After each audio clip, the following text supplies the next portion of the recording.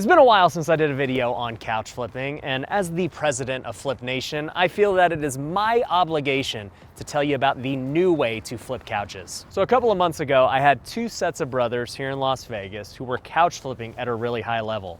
And I had them come to my office so that I could give them some consulting on how they could take their couch flipping business to the next level. And just 2 months later, they have a whole new business model that I think anyone can implement across the country and start getting some crazy gains flipping couches. So let's go talk to them and see. What's up, guys? Good to see you, man. I love the shirts. Thank you. Hey, how's it going? So for those of you on YouTube, Daniel and Anthony are actually in my Future Flipper coaching program.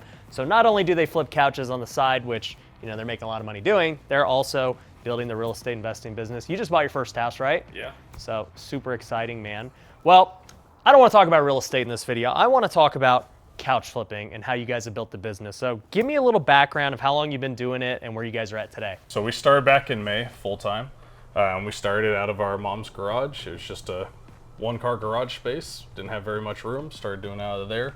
It wasn't until August that we moved to a storage unit and started flipping out of there. We did that for about 3 months, and then just back in October 18th, we moved into this space, so we've been here for about 5 weeks. Okay, so tell me a little bit about what kind of profit you were doing early on and kind of how it's progressed. Yeah, so early on, we picked up mainly free couches, so everything was zero to no cost. We could pick up 10 of them for under maybe $50, and then we could flip each one for maybe $250, $300. Yeah. Some of them maybe $400. Yeah. But we were limited based on space. We were limited based on what we could do. Yeah. When we got to the storage unit, it was great because 10 by 30, we could fit about 40 couches stacked up along the walls in there. Yep. But we didn't have any electricity or water. Right. We could have got the electricity from the light bulb, but this just made more sense. All right, so last month, how much gross profit did you do? How much was net? So gross was actually about 18K, Okay. and then with net, we're at about 16. 16K. So what do you got here? So this is actually this is our spreadsheet with our couches, and then you can see all of Dude, titles, descriptions. This is crazy. Let me show you this here, YouTube. The price that we purchased it for. So they've got all How of much their we sold it for. descriptions. Look at this. The initial list price, the minimum sale price.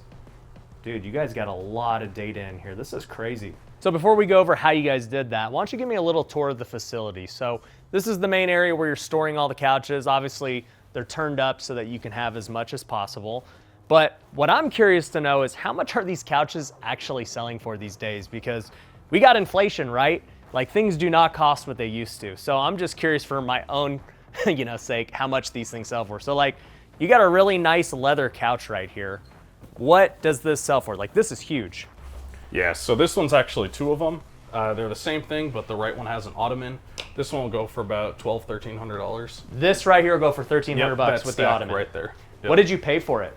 That one was actually 300. $300. You're gonna make almost $1,000 on this couch. Yep, and that one's already sold. What? Oh, there you go. What does this couch even cost new for somebody to pay $1,200 new? Costs about $3 to $4 grand. Okay, so that's cool. And then what about this one without the ottoman? This one we paid $184 for, and we'll probably sell this one around $1,000.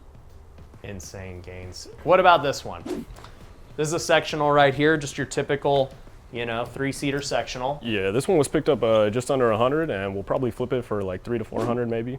Okay, I mean that's pretty similar to what I would have got back in the day when I was doing it. So I would have probably priced it at 400 and got anywhere from 3 to 4. In my original couch flipping video, I told people never buy these couches. They're a waste of time. They don't make money. Why do you have this and what's it gonna sell for? The thing with these is you'd be surprised because a lot of people moving into new homes or they just got a small apartment, a lot of these bigger sectionals are not gonna fit through the door, not even gonna fit in the apartment. So something like this is a lot lower of a price to get and it will fit in their house. So what did you buy it for? So this one was actually like $20. Yeah, that's what I would have paid for it back in the day. Like, Yep. I would have got it for free or paid $20, but in my time, I feel like a boomer now, I would have got $100 max for this. What are you gonna get for it today? This one will probably get about $300 for. No, like what's it really gonna get? $300. No. Like, we'll probably list it around $450 or so.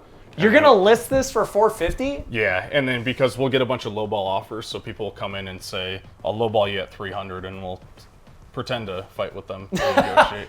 I cannot believe this piece of crap gets $300 because this couch costs like $300. Like, what does this cost new?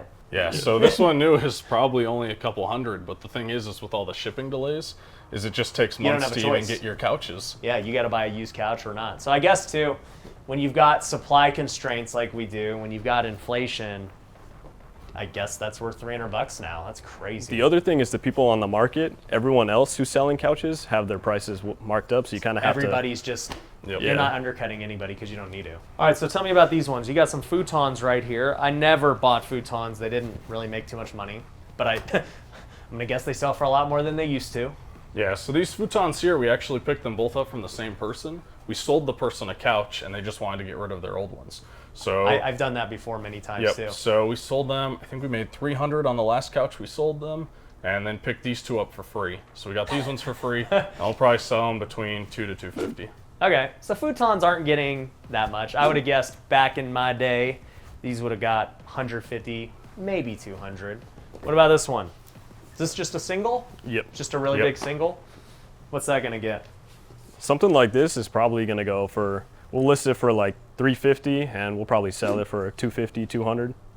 How is this one gonna get less than that one? Because of the material.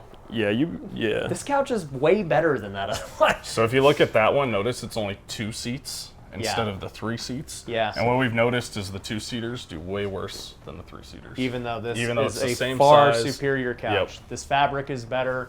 I can already tell the build quality is better. Mm-hmm. But hey, people are irrational. So over here, you got another futon. Okay, I'm just gonna play the guessing game. I'm gonna guess 150, Probably like 250. 250. Okay. All right, you got a leather cream couch. All right, back in the day, cream was terrible. Nobody wanted this color. Is that still true? Yeah, Yeah, that's so- still gonna be one of our lower ones at maybe 200. Yeah. It is leather. It's got that going for it. But like this color, I remember I would buy these beautiful, cream leather couches. I'm like, dude, this is nice. No one wants it. And then over here, you got a sectional again, right? My guess is this will get 400. Yep, that's where we'll sell it at about 400 or 500. Okay, even 500. Wow. Is this a recliner? Yeah, it's a Oh, reclining dude. sectional. These things are the worst to move. Yeah. You guys moved one from a second floor yet? I don't know. Yeah, if I it You, don't was have, a- you haven't couch flipped enough. You haven't done it enough, because when you move one of these from a second floor, you realize, like, I'm never buying a recliner again. These- Yeah, and this one's actually powered. We brought them up to second floors, but That's crazy. So what's this gonna get? this Well, one, probably 600 or 700. 600 or 700, I'd move it. back when I was flipping, this would not have got that. This would have got 200 max. People didn't want recline, or they didn't want like this powered stuff. Like, yeah. it just wasn't desirable. That's crazy. So what do you got over here? Yeah, so this is our staging and cleaning area. Okay. And so what we do is we pull up the truck out the back, we haul them out, we put the couches here, we'll usually vacuum them Yeah. or steam clean them if they're leather, and then what we'll do is we'll steam vacuum them to make them look nice. Yeah. We'll leave them to dry. We have the 2 lights here. Yep. We'll stage them and take photos, and then we'll store them up over there. That's crazy, dude. Well, I'm proud of you guys for, first off, how far you've come just since May, flipping couches, to like making this a 6-figure job. And from what you're telling me now too, you're not even really too active in it anymore. So let's talk about how you scaled the couch flipping business. Like when we first met, you guys came in, the other brothers came in as well who are in Future Flipper, and we kind of just talked about ways that you guys could work together. So what did you guys do first off? Yeah, so when we first came in, we started with some VAs, virtual assistants, and with those, they didn't work out too well. They just started not showing up to work at all. We went that's through a very management common. company, Yeah. and they just weren't doing their job, so we had to let them go. Okay. So now what we're doing is we're starting people commission-based, so they can be local, they don't even have to be local, and they just look in the Las Vegas area, and then we have them looking for couches and sectionals. So you've already built like a sales team, essentially. How much are you paying them per couch? Yeah, so each couch they find, we pay them $10, and each sectional they find is $15. Okay, so $15 is part of the cost. How are you delivering them now?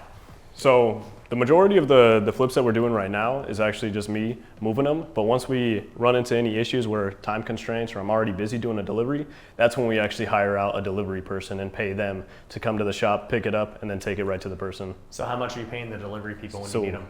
with them, it's $40 a delivery. Okay, so you would basically have $50 in cost. Now, who goes about posting on Craigslist and stuff? So we used to try to go with VAs on that. Craigslist is actually dead now. We use only OfferUp and Facebook Marketplace, and those are the biggest ones. Yep, OfferUp being the largest. Oh, I didn't know that. Interesting. And so right now, Anthony's posting them online. We tried to have VAs also posting them online, but again, It didn't they work just too didn't well. show up. Wow. Well, here's the thing I'll say. I think VAs can do it, and this is actually what we talked about during the consultation. I was like, okay, you guys are doing really good, by yourselves. You guys are picking them all up. You guys are cleaning them, everything. But I think if you got a VA, they could do a lot of the dirty work. Now, maybe they're not going to be able to find deals. For us, I think an American's going to be better at that. But I do think a VA could input them onto OfferUp. That's not that hard. Looking at this too, now that you've done this, one of the things we said was you guys should get your own space, and you guys are sharing this space, right? Yeah, we actually did almost like a house hack with our warehouse right here. Yeah, so you're sharing it with the other brothers, and now you guys have this together. You're able to utilize all of the resources. One thing I would suggest, since you guys are sharing resources, is I would really decorate this wall nice. I mean, you guys are doing the couch right here, and it looks really good. You got some nice flooring that if I was looking at this on a line to buy, I'd be like, oh, this is in a nice house. I wouldn't even know it's in this kind of storage unit office type vibe thing. So if you just clean this up, and I know that there are a lot of holes and stuff, like I would just honestly like wallpaper it, or get, like at my office for my podcast, I have the brick. You could just throw this brick from Home Depot directly on this wall, and it will look way better. And I guarantee you people will pay more for your couches just having better presentation. So that's what I would do on that.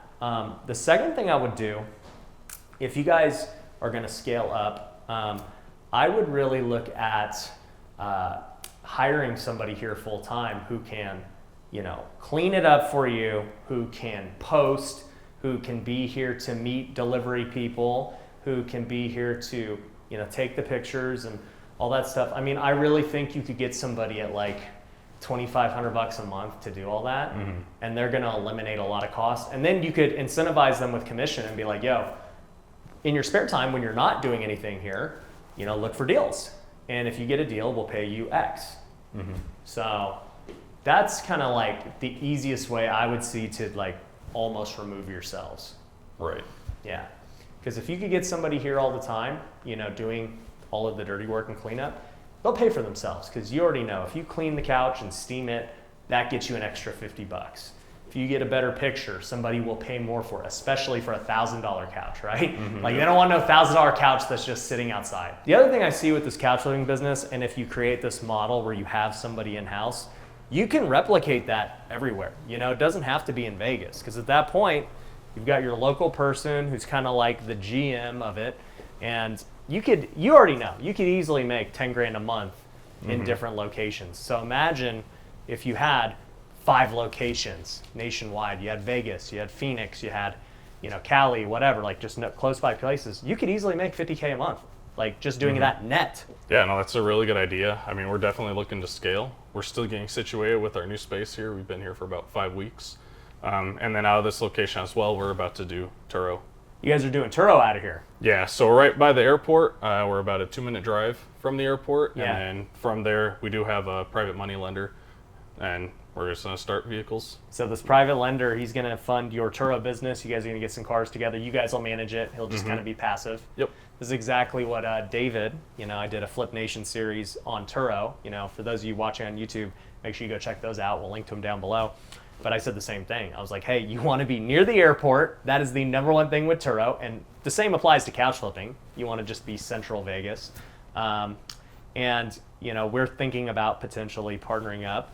And, we'll see. I might lend to it. I don't know. It's just, I'm curious to just see how it plays out for you guys as you guys go and hustle and get more cars and stuff out of here too. But that's a great way of using the resource. You got all this parking anyway. You're already paying for the spot. Well, guys, I'm proud of what you accomplished. It's still kind of mind-blowing to me what these couches sell for, especially that one right behind you, because that thing sucks.